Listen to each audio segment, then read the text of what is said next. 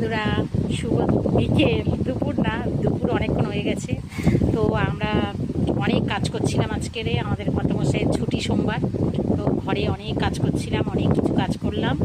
তো এখন দেখো বিকেলবেলায় খেতে বসেছি। দুপুরের খাওয়াটা আজকে হয়নি, বিকেলেই খেতে বসেছি, মানে আজকের 4:40 হয়ে গেছে, আমরা খেতে বসেছি। চলো কি রান্না করেছি তোমাদের আজকে দেখিয়ে দিই। সোমবারের কি খাওয়া দাওয়া হচ্ছে। তো প্রচুর খিদে পেয়েছে, অনেক সকাল থেকে কাজ হয়েছে, আর এখন আমরা খেতে বসে গেছি। তো এই দেখো, এই যে আলু মাখছি, এই দেখো আলু ভাতে দিয়েছিলাম, এই যে আলু মাখা হচ্ছে, পেঁয়াজ শুকনো লঙ্কা ভেজেছি, আলু মাখা হচ্ছে।